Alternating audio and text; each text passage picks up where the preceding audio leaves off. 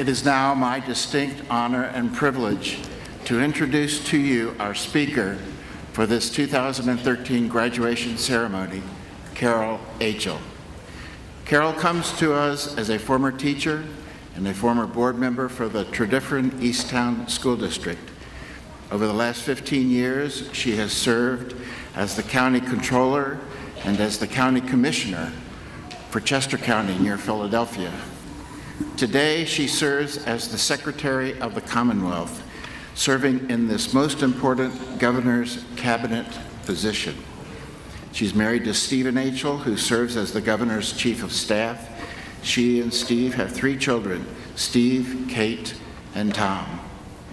Her greatest claim to fame, though, in my book, is that she is a tireless supporter of charter school choice and always has our children's welfare at heart first and last in any decision she makes and in any role she plays. Please welcome to our school, Carol Aichele.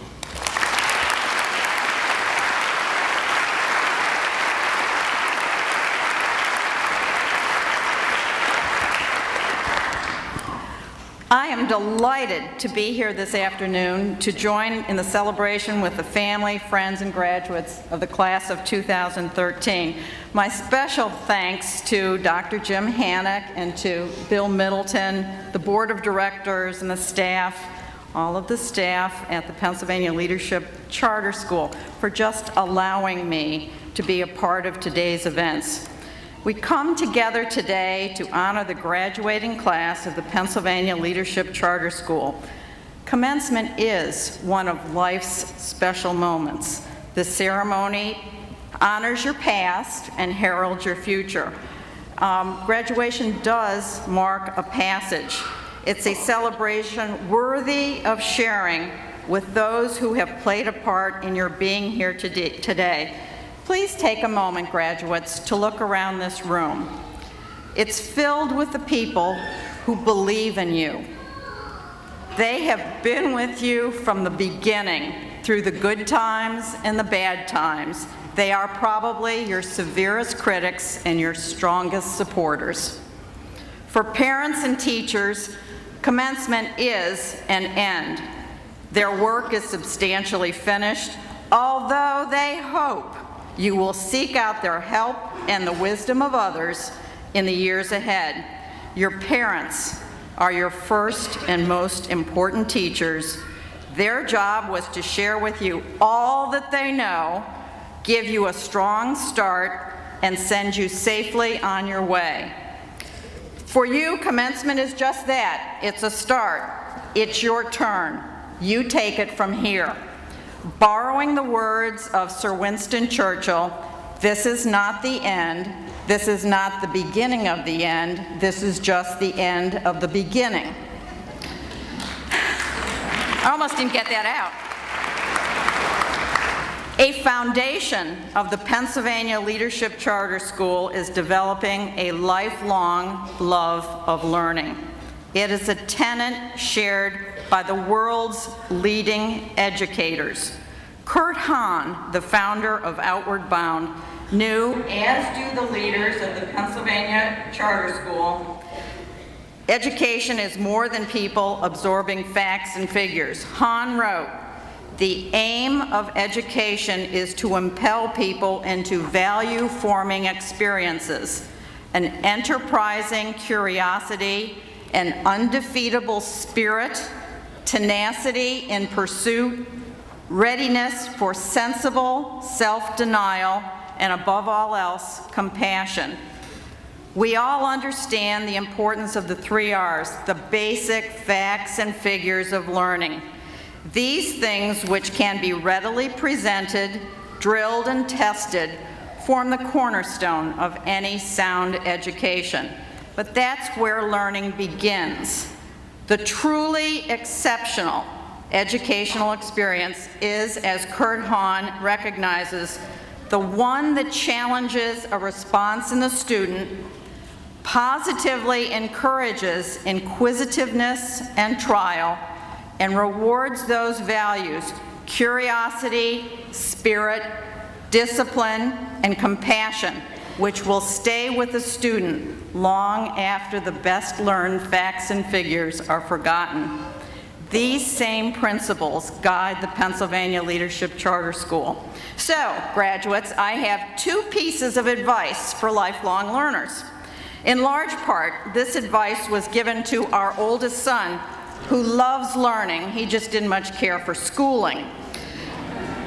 Mark Twain, he has a poster on his wall, and it's the only thing he wanted to take to college with him. Mark Twain said, "I never let schooling get in the way of my education," and our son is a true believer. There were no charter schools when he was going through the system, so that really wasn't an option for us. Today, our son has a PhD in geography, does geospatial science for the United States Geological Survey in Reston, Virginia. What I have to say today was substantially inspired by our son's geography professor at Penn State, L. Pierce Lewis, who recognized and fostered our son's love of learning, and as his mother, I will be forever grateful. Piece of advice number 1, your education is important, much too important to allow others to take charge of it. Parents and teachers and counselors and friends can help you explore options, but they really can't learn you anything. Only you can do that. If you think you need to know something, go learn it. Whether it's calculus, carpentry, or Chinese, if you want to learn something, go learn it. There is one kind of advice you ought to ignore. When someone tells you there is something you do not need to know, or when someone tries to discourage you from learning. Watch out for these people who want you to stay within the lines. These people want to put blinders on you. Blinders are easy to put on and may make you feel comfortable and safe. Suddenly, there are all sorts of things you no longer need to notice or worry about. A narrow field of vision will make your life simpler. It will be more orderly and much easier to control.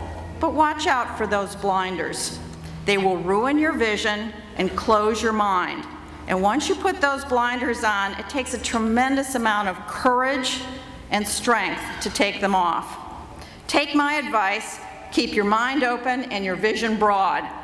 Learn the things you need to know and learn them well. Then learn some more.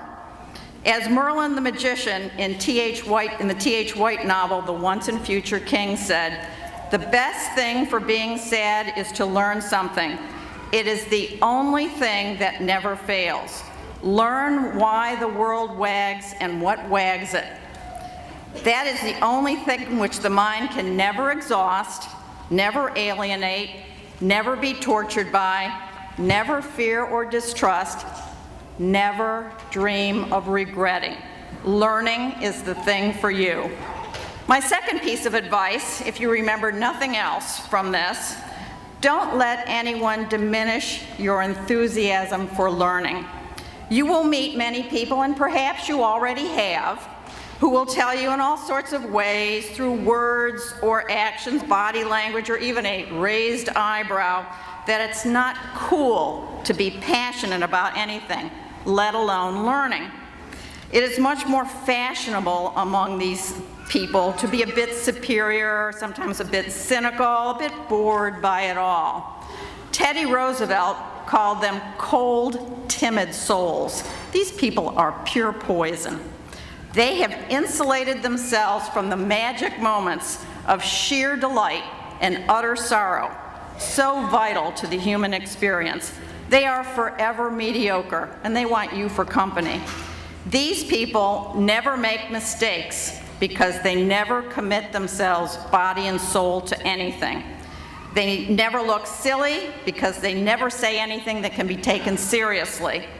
Nobody will ever laugh at them because they will never risk doing anything that might turn out to be foolish. They never risk failure and lose out on one of life's greatest learning experiences. For them, there is no risk at all, just the dead certainty of mediocrity. So as you continue, lifelong learners, keep your goals clear in your hearts and minds and commit yourself accordingly. Of course you will make mistakes. You may even fail. Of course you will look foolish now and then, but those are small risks indeed if you are serious about understanding why the world wags and what wags it. Let no one diminish your capacity to learn, to see and to feel and to seek to understand. Everything you need to know is out there somewhere. Be persistent. You only lose if you quit. So, graduates, it's your turn. When adventurers put out in small boats and finally pass the last buoy, headed for the open sea, they are said to be outward bound. You are outward bound on the journeys you have been preparing for all your lives.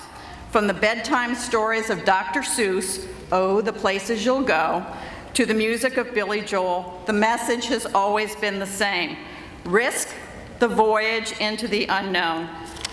In spite of the hardship and the pain, and return to where you began when you are old, rich with all you have learned along the way.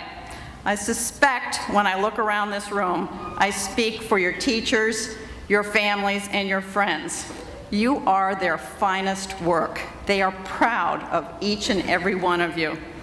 So at the end of the beginning, on behalf of Governor and Mrs. Corbett and a very proud state of Pennsylvania, to the class of 2013, here's to all you have accomplished and all you are about to achieve. Congratulations.